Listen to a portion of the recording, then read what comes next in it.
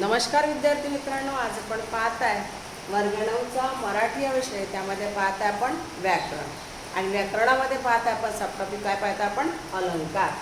इसके पहले भी मैंने अलंकार के आपको वीडियोस दिए हैं. प्रीवियस वीडियो में आपको उपमा अलंकार के बारे में बताई थी. उपमा अलंकार के मैं आपको उदाहरण भी दी हूँ कि क्या किसको उसमें चार कौन से प्रकार पड़ते, किस किस को क्या बोलते हैं, सब मैंने आपको इसके पहले की वीडियो में बताई है. ओके, सो फिर भी हम थोड़ा सा एक बार रिकॉल करते हैं कि उपमा अलंकार इट मीन्स क्या. देखो, उपमा अलंकार मीन्स होता है कि जो व्यक्ति है उसको क्या करते हैं, तुलना करते, एक साथ में कंपैरिजन करते हैं और क्या करते हैं, उसको उपमा देते हैं. मतलब जैसे फॉर एग्जांपल कर्ण दानशूर, दानशूर कर्ण है ना, कर्ण के साथ दानशूर बनाइए, जैसे उसका गुण हुआ. बट अगर मतलब जैसे मेरे पापा कर्ण के समान दानशूर है, ये जो पापा की और कर्ण के क्या किए उन्होंने, कंपैरिजन किए. किसके बारे में, दानशूर के बारे में. ओके, ये है उपमा अलंकार. उपमा अलंकार मीन्स उसको उपमा देना. ओके, नाउन को, या उसको, अब उसमें चार पार्ट पड़ते हैं. एक उपमेय, उपमान, साम्यवादक वर्ड शब्द, आणि लास्टमध्ये समान गुणधर्म ना. चार, इसमें चार पार्ट पड़ते हैं ना. तो इसके पहले भी मैंने आपको उपमा अलंकार के बहुत सारे उदाहरण दी हूँ. ओके, और अलंकार मीन्स ये क्या समझाई थी, अलंकार मीन्स क्या, दागीना मीन्स. जैसे आपको अलंकार दो प्रकार के होते हैं, अर्थालंकार, शब्दालंकार, अर्थालंकार. शब्दालंकार में तीन ही पार्ट है. कौन कौन से, एक है यमक, श्लेषा और उत्प्रेक्षा, नहीं अनुप्रास है.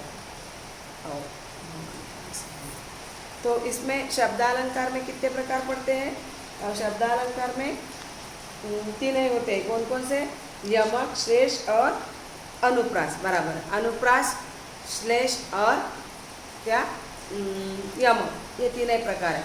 परंतु अर्थालंकार में बहुत सारे हैं. अर्थालंकार में बहुत प्रकार है. इसके वजह से अर्थालंकार हमको इस साल सिर्फ अर्थालंकार ही सीखना है. तो अर्थालंकार में भी आपको दो ही पार्ट सीखना है. कौन कौन सा, उपमा अलंकार और उत्प्रेक्षा अलंकार. ओके, सो उपमा अलंकार के हमने अभी तक के दो वीडियो में, प्रीवियस वीडियो में हमने आपने सीखे हैं. अब देखेंगे हम उत्प्रेक्षा अलंकार. अब उत्प्रेक्षा अलंकार भी आपको मैं एक एग्जाम्पल दे के ही समझाऊंगी ताकि आपको जल्दी समझ में आए. ओके, अब उत्प्रेक्षा अलंकार में देखो कि क्या होता है, उसके बाद आपको उसकी परिभाषा बता दूंगी. ठीक है. अब उत्प्रेक्षा अलंकार में एक एग्जाम्पल बताती हूँ मैं. ओके, एग्जाम्पल है उत्प्रेक्षा अलंकार का एग्जाम्पल है छोटी सरांगिनी. उदाहरण दे रही हूँ मैं, उसके बाद आपको डेफिनेशन लिख के दूंगी. ओके, छोटी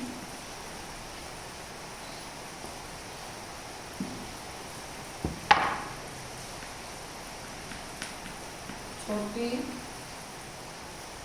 स्वरांगी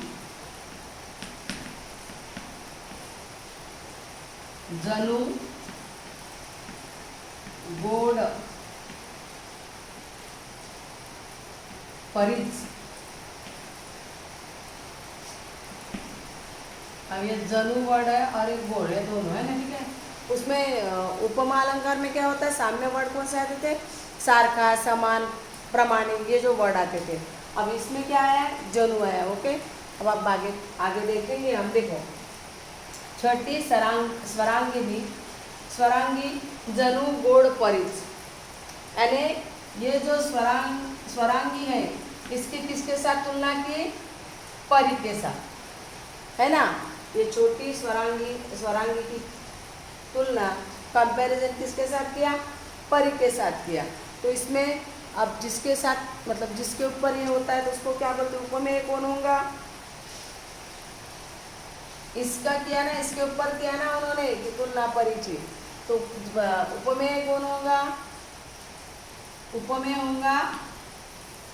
अब उपमेय कौन होगा इसका, उपमान, साम्यवादक शब्द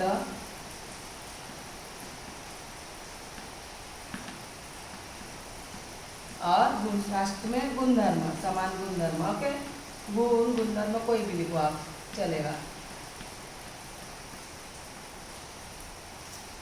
अब देखो इसमें क्या बोल रहे हो कि जिसको उपमा देते उसको क्या बोलते हैं? उपमेय बोलते हैं। जिसको उपमा देते, किसको उपमा दी?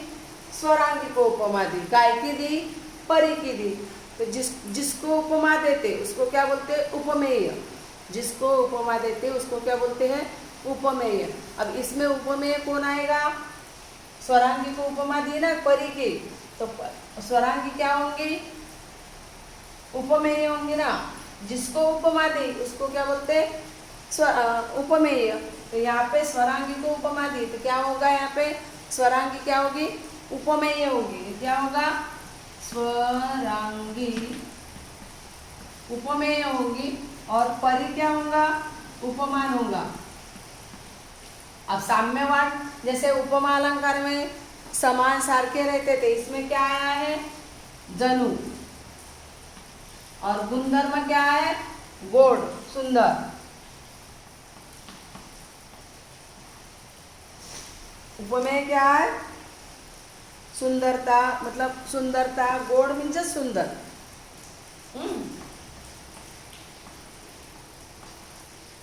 ओके।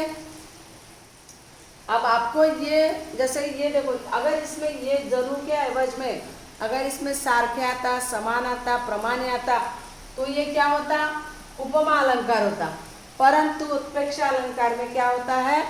उत्प्रेक्षा अलंकार में जनु, जैसे उत्प्रेक्षा में जनु, जैसे काय, जेवी, गमे, भासे, ये वर्ड आते हैं। ये ध्यान में रखिएगा। उपमा अलंकार में सारखे, समान, प्रमाणित ये शब्द आते हैं। उत्प्रेक्षा अलंकार में जनु, जैसे केवी, जेवी, काय, वाटे, बासे, की, ये वर्ड आते हैं। ओके। यानी उत्प्रेक्षा अलंकार किसके ऊपर से आपको पहचानने की एक गुण है कि उपमा अलंकार रहा तो उसमें सारखे, प्रमाणे ऐसा आएगा। अगर उत्प्रेक्षा अलंकार रहा तो उसमें जनु, काय, जेवी, परी, ये मतलब परी बोल रही, जनु, काय, जेवी, गमे, यासी, भासे, वाटे, की, ये शब्द आते हैं। तो ये जो है, ये जो हमने सेंटेंस, ये जो हमने वाक्य लिया, वो वाक्य आता है उत्प्रेक्षा अलंकार में। क्यों आता है? क्योंकि इसमें क्या है? जनु है। ठीक है। और उपमा, आपको उपमा करते छे, सॉरी तुलना करे छे, किस किस की? स्वरांगी की तुलना किसके साथ की? परी के साथ। मतलब इसका जो ऐसा, इनकी कल्पना कैसी थी कि स्वरांगी जैसी काय, परीच म्हणजे स्वरांगी परी समान सुंदर आहे, असं सिंपल वर्ड होतं। सिंपल वर्डचं त्यांनी उपमा देऊन अलंकारित केलं। उत्प्रेक्षा अलंकारमध्ये काय लिहिलं? स्वरांगी, छोटी स्वरांगी जणू गोड परीच। सिंपल वर्ड काय होतं की स्वरांगी जणू काही परीच। ठीक आहे। अब आता मग याच्यावर उपमा उत्प्रेक्षा अलंकार की भाषा कैसी आएंगी, परिभाषा कैसी आएंगी? देखो, उपमेय और उपमान, उपमेय, उपमान हे जणू आहे अशी कल्पना करते। म्हणजे उपमेय हे जणू उपमानच आहे, उपमेय हे जणू उपमानच आहे अशी ज्यावेळेस काय होते, कल्पना केली जाते, त्या अलंकारा म्हणतात उत्प्रेक्षा अलंकार। उपमान, उपमेय हे उपमानच आहे, उपमेय हे उपमानच आहे, जणू उपमानच आहे अशी जेव्हा कल्पना केली जाते तेव्हा तिथे उत्प्रेक्षा अलंकार होतो। उत्प्रेक्षा अलंकारची हे समजलं, एवढं तर समजलं असेल तुम्हाला। ठीक है। इसके बाद तो हम क्या देखेंगे, उसकी डेफिनेशन देखेंगे। इतना समझ में आपको कि ये जो वर्ड है जनु, काय, है, इसमें अगर बीच में अगर ये वर्ड आए तो क्या क्या समझना? उत्प्रेक्षा अलंकार। और इसी सेंटेंस में अगर सारखे, प्रमाणे, ये जो वर्ड है उसमें क्या क्या क्या कौन सा सेंटेंस है ये? उपमा अलंकार का। और ये अगर सेंटेंस में जनु, परी, काय, जेवी, गमे, ये अगर वर्ड आए तो उसमें क्या होगा?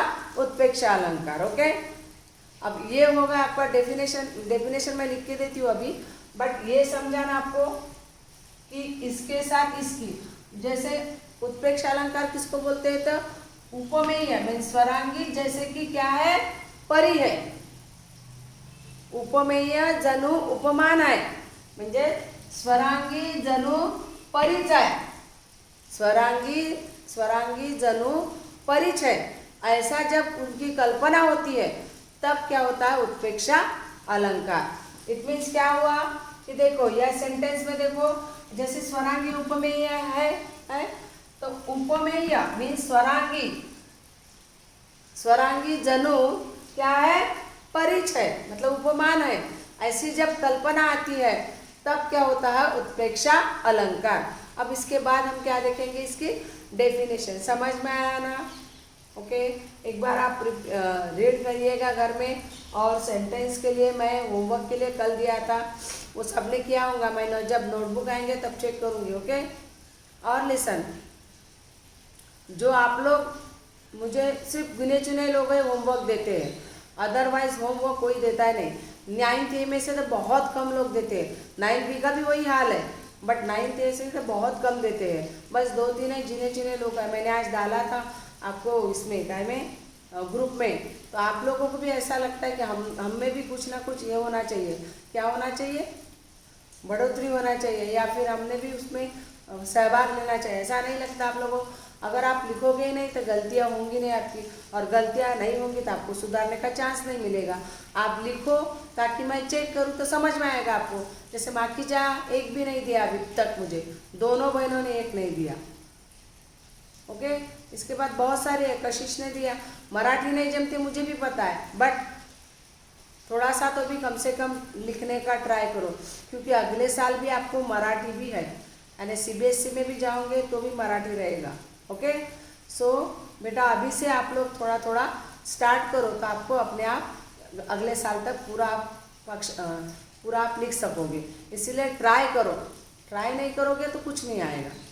सो आप लोगों के इसके बाद आपको मुझे हर दिन का होमवर्क चाहिए, मीन्स चाहिए 9th स्पेशली। ओके, इसके बाद देखेंगे आप डेफिनेशन में ये लिखा आपने सबने। ओके, इसके बाद देखेंगे डेफिनेशन। नाउ लिसन, ये जो उत्प्रेक्षा अलंकार का भी मैंने आपको उदाहरण बताई थी। अब देखें, डेफिनेशन लिख के दी मैंने आप अपने नोटबुक्स में उतार लीजिएगा। ओके, देखो उत्प्रेक्षा मीन्स क्या होता है? कल्पना, यानी हमारी जो कल्पना, उस सेंटेंस में क्या कल्पना की है वो उसके ऊपर डिपेंड है। उस उत्प्रेक्षा मीन्स कल्पना, ज्या दोन वस्तूंची आपण तुलना करतो त्यातील एक उपमेय हा जणू काही दुसरी वस्तूच म्हणजेच उपमान आहे। इट मीन्स क्या हुआ कि एक वस्तू जो उपमेय और होती है, जिसको क्या होता है? ज्याला उपमा दिली जाते। इट मीन्स जिसको उपमा दी गई वो क्या है? उपमेय है। तो उपमेय जनु यानी वही क्या है? उपमान है।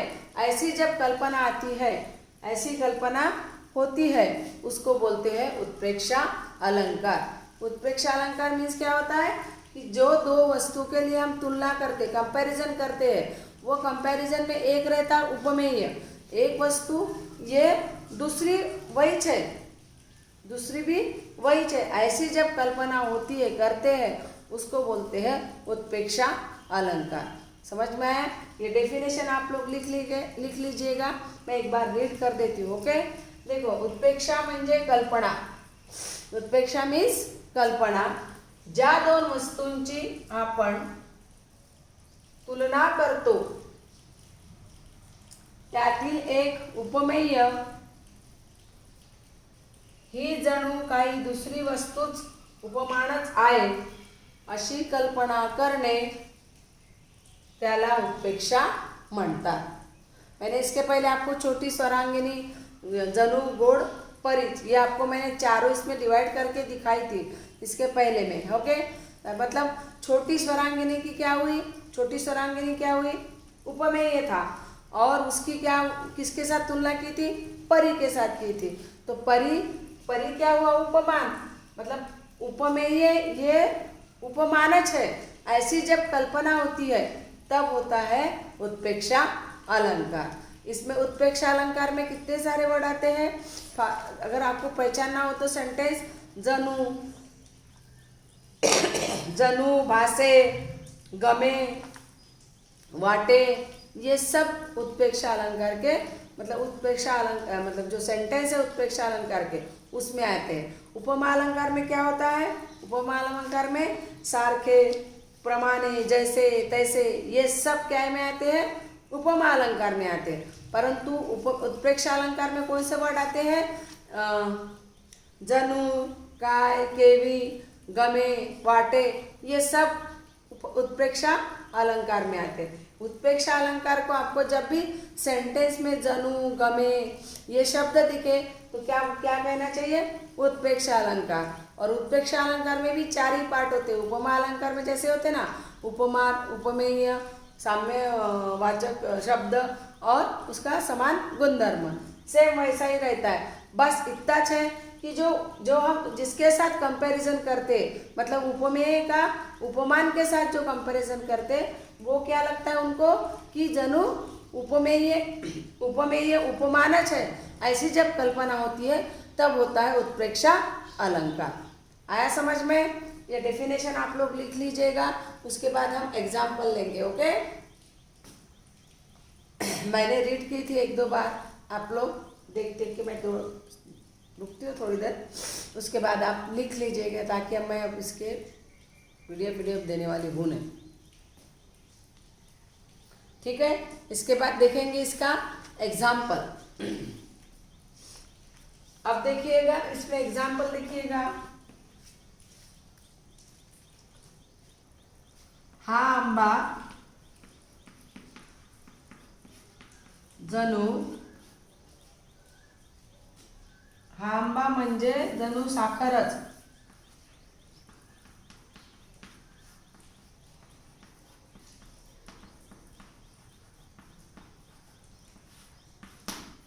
अब ये देखो ये जो सेंटेंस है इसमें क्या लिखा है? किसके साथ किसके कंपैरिजन किया है?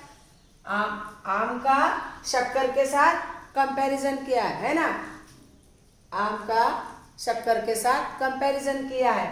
पर इसमें उपमेय कौन होगा फिर? जिसको उपमा देती है उसको, जिसको उपमा मिलती है उसको क्या बोलते हैं? उपमेय बोलते हैं। तो किसको उपमा दी?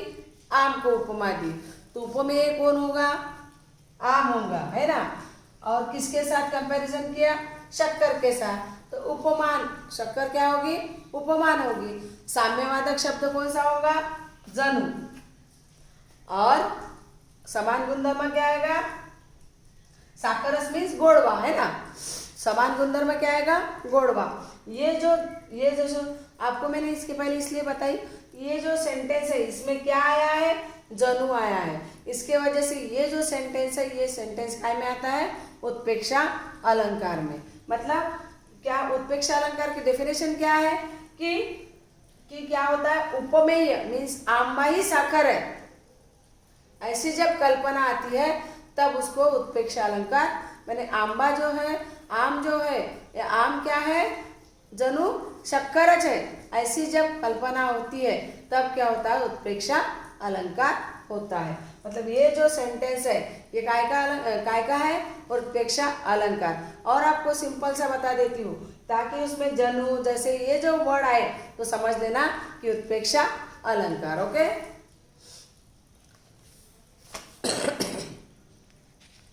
और 1-2 देती हूँ मैं। जैसे देखो दूसरा एग्जाम्पल देखो, अत्रीच्या आश्रमी, अत्रि ऋषी है, हा,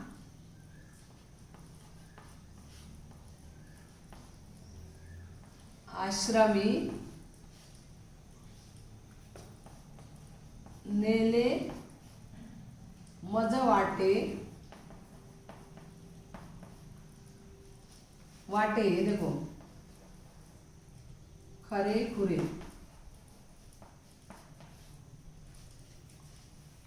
अब देखो यहाँ पे ये सेंटेंस जो दिया है अत्रीच्या आश्रमी, अत्रि ऋषि का आश्रम किसके साथ, नेले नेले मज वाटे खरे खुरे।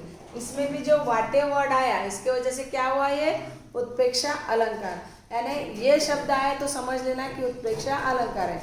और उपमा अलंकार कैसे पहचानोगे, उसमें सारका, जैसे, पर्यंत, प्रमाणे, पर्यंत बोल रहे, प्रमाणे, ये जो वर्ड आएंगे तब क्या होगा, उपमा अलंकार। ओके, अब इसके बाद और एक दो एग्जाम्पल लेंगे हम। ये आपने लिख लिया पूरा, एग्जाम्पल भी लिख लीजिएगा, मैं इसका मतलब कैसे है इसके बारे में बता देती हूँ। ओके, इतना लिख लिया आप लोगों ने। ओके, और इसके बाद दूसरा एग्जाम्पल लेंगे। Okay, now listen. अभी हम तीसरा एग्जाम्पल देख रहे हैं, देखिएगा।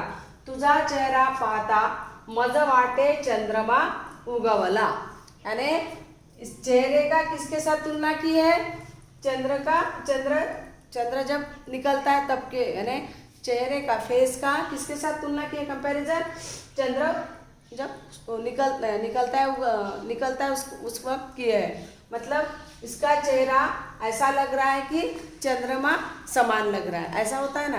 तो जो ये जो वाटे, यानी इसमें उपमेय क्या किया, उपमेय उपमान समान लग रहा है, वाटे मीन्स लग रहा है, उपमेय उपमान समान लग रहा है, इसीलिए ये क्या हुआ, उत्प्रेक्षा अलंकार का एग्जाम्पल। उत्प्रेक्षा अलंकार में ये शब्द दिखे कि आपने यही करना, उत्प्रेक्षा अलंकार, उपमा अलंकार में दो चार वर्ड दिखे कि ये समझ लेना कि ये उपमा अलंकार और उत्प्रेक्षा। इसके मैं आपको जो मेन मतलब जिसमें कौन कौन से वर्ड्स आते हैं ये लिख के दे रही हूँ उत्प्रेक्षा अलंकार में।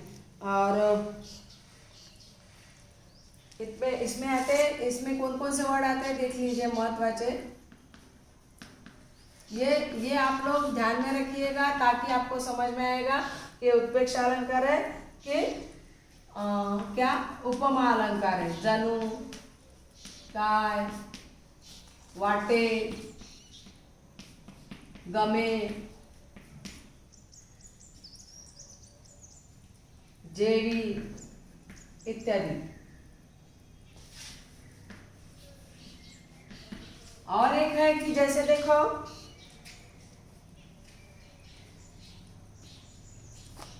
और एक है दोनों शब्द में क्या होता है, दोनों शब्दों में जब दोनों शब्द का हम कंपैरिजन करते हैं तब क्या होता है,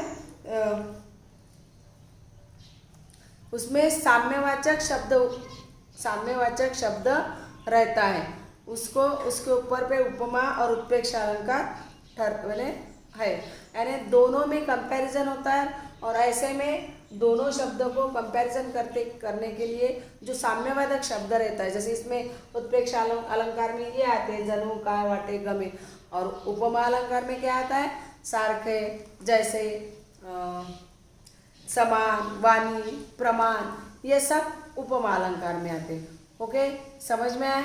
ये तीनों आप होमवर्क ये तीनों आप लिख लीजिएगा, एग्जाम्पल आपने डेफिनेशन भी लिख लिए होंगे। Okay, so bye bye, have a nice. यहाँ पे हमारा अलंकार कंप्लीट हुआ है। Okay, so bye bye, have a nice day.